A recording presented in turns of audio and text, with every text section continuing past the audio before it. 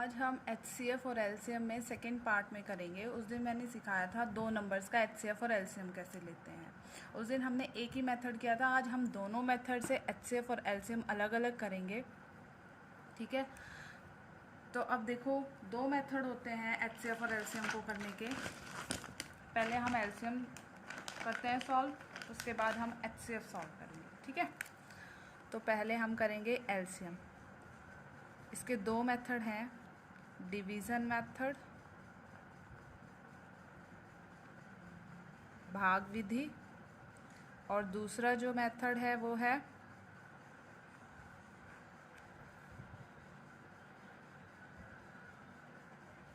Second method. जो आपका है वो हमारा है factorisation method. Factorisation method, factorisation method, और इसको हम हिंदी में बोलते हैं गुणनखंड। उस दिन मैंने समझाया था HCF और LCM क्या होता है। तो HCF और LCM क्या होता है, इसकी वीडियो आप देख सकते हैं। पहले मैं थोड़ा सा हिंट दे देती हूँ। LCM होता है लीस्ट कॉमन मल्टीपल,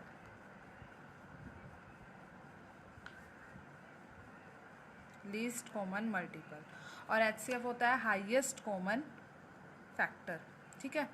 तो LCM और HCF में जो डिफरेंस होता है वो आपको मैं दिखाऊंगी यहाँ पर। और जो LCM का मतलब क्या होता है, जैसे कि मैंने 3 नंबर ले लिए, छोटे ही मान लेते 2, 3, 5। एक ऐसा नंबर जो इन तीनों से डिवाइड होता हो, एक ऐसा नंबर जो इन तीनों से डिवाइड होता हो। तो देखो, पहले 2 की टेबल में मान लेते हैं हम 2, 3, 6, 5। एक ऐसा नंबर जो इन तीनों से ही डिवाइड होता है। क्या 10 डिवाइड होगा? 2 से हो जाएगा, 5 से हो जाएगा, 3 से नहीं होगा।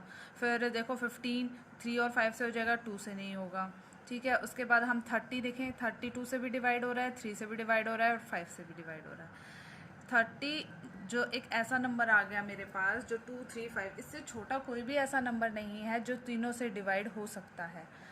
इससे ऊपर वाले 30 की टेबल, जो भी 30 की टेबल में आएंगे वो सारे इन तीनों से डिवाइड होंगे। पर लीस्ट है, लीस्ट का मतलब है जो सबसे छोटा कॉमन जो इन तीनों से डिवाइड होता है उसको हम LCM माना जाता है, ठीक है। तो इसके दो तरीके होते हैं करने के, एक भाग विधि होता है, गुणनखंड होता है। तो जब हम यूज़ करते हैं, जैसे हम पहले भाग विधि करेंगे, उसके बाद हम गुणनखंड करेंगे, गुणनखंड विधि, फैक्टराइजेशन मेथड, ठीक है।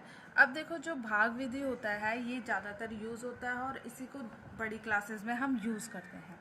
इसको करते कैसे हैं, जो भी 3 नंबर हैं हमारे, हमने जो भी 3 नंबर लिखे हैं 12, 15, 18, वो सारे के सारे यहाँ पर लिख लेंगे, 12, 15, 18, ओके। अब देखो यहाँ पर क्या करना है आपको। अब देखो, ये देखना होता है कि पहले यहाँ पर जो होता है, यहाँ जो भी आएगा वो प्राइम नंबर आएंगे। प्राइम नंबर मतलब अभाज्य संख्या, अभाज्य संख्या। इसकी डेफिनेशन भी मैंने बता रखी है। प्राइम नंबर वो होते हैं जो सिर्फ अपनी टेबल में और 1 की टेबल में आते हैं, ठीक है। तो यहाँ पर जो भी इस लाइन के लेफ्ट साइड में आएगा वो हमेशा प्राइम नंबर होगा। तो हम 2 से शुरुआत करते हैं। अब देखो, 2 से शुरुआत कर दिया, 2 की टेबल में 12 आता है, हाँ आता है, 2 6 12। 15 आता है, नहीं आता, तो इसको एज इट इज़ लिख दो। 18 आता है तो 2 9 18। जो नहीं आता वो ऐसे का ऐसे लिखा जाएगा, और जो आता है वो उसका लिख देंगे कि 2 6 12 आता है, 2 9 18 आता है। अब देखो, अब 2 की टेबल में आ रहा है, पर ये देखो तीनों ही क्या 3 की टेबल में आ रहे हैं, तो हम यहाँ पर क्या लिख देंगे, 3। अब देखो 3 भी एक प्राइम नंबर है। अब 3 2 6, 15 कितने पे आएगा, 5 पे, और 9 कितने पे आएगा, 3 पे। तो ये आ गया हमारा 2 5 3। अब देखो, अब फिर से 2 की टेबल में चलते हैं। 2 की टेबल पे ये 1 पे आ रहा है, 5 नहीं आता तो 5 एज इट इज़, 3 भी नहीं आता तो 3 एज इट इज़। उसके बाद 3, 5 नहीं आता 3 की टेबल में, 5 एज इट इज़, 3 पे। कब तक जाना है, जब तक 1 1 1 1 नहीं आ जाए हमारा। जब 1 1 तीनों जगह 1 आ जाए, जितने भी नंबर हैं उन सब की जगह 1 1 आ जाए, तो यहाँ पर हमारा जो ये होता है ख़त्म हो जाता है। तो हम यहाँ पर स्टॉप कर देते हैं। तो हमारा जो LCM होगा वो क्या होता है, एलसीएम क्या होगा, ये जितने भी नंबर हमारे यहाँ पर हैं, आपको दिख रहे हैं जितने भी नंबर हमारे यहाँ पर हैं, इन सब का मल्टीप्लिकेशन करके हमारा क्या आ जाएगा, एलसीएम।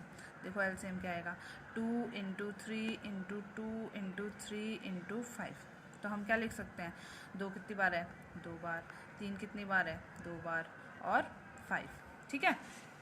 अब देखो 2 2 ज़ा कितना होता है 4, 3 3 ज़ा 9, और ये 5। जब इसको हम सॉल्व करेंगे, ठीक है, जब हम इसको सॉल्व करेंगे तो जो हमारा आएगा वो एलसीएम आएगा। देखो 5 4 ज़ा 20, 29 ज़ा कितना हो जाएगा 180। तो 180 ऐसा नंबर है जो इन तीनों नंबर से डिवाइड भी हो रहा है, और सबसे छोटा ही नंबर ये है। तो एलसीएम देखो क्या है, 12 की टेबल में भी 180 आता है, 15 में भी आता है, और 18 में भी आता है।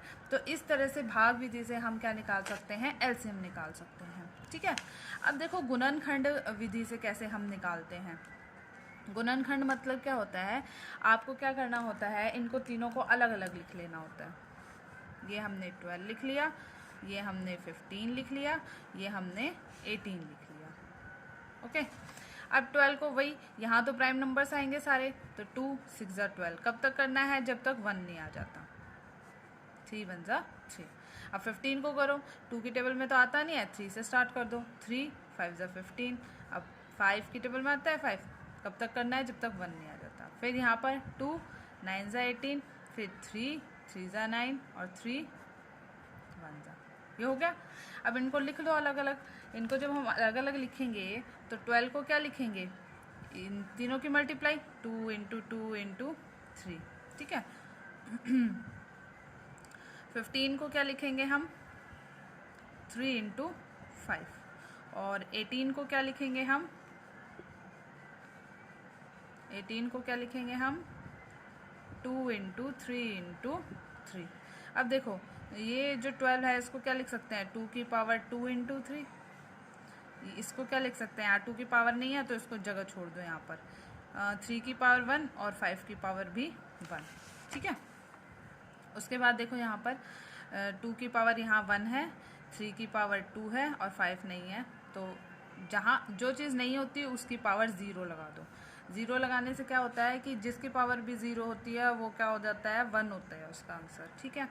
ऐसे ही यहाँ पर नहीं है तो 2 की पावर 0, और यहाँ भी नहीं है तो 5 की पावर 0। सारे बना लिए हमने सेम सेम।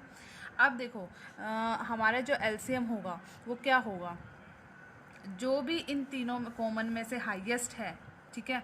कॉमन है या नहीं है, पहले कॉमन देखेंगे फिर कॉमन जो नहीं है। अब हमारे यहाँ पर हमने सबको सेम सेम बना लिया तो सब कॉमन दिखेगा। अब देखो इन तीनों में से जो 2 की पावर जो सबसे हाईएस्ट है उसको लिखना है। अब देखो यहाँ लिखो, इन तीनों में 2 की पावर हाईएस्ट कौन है, 2 है, ये लिख लिया। 3 में सबसे हाईएस्ट पावर कौन है, यहाँ 1 है, तो 3 की 2 है। और यहाँ 5 में सबसे हाईएस्ट पावर कौन है, यहाँ पर 1। ठीक है। तो जब हम इसको करेंगे सॉल्व, 2 का स्क्वायर 4 हो गया, 3 का स्क्वायर 9 हो गया, 5 एज इट इज़ वही आ गया 180।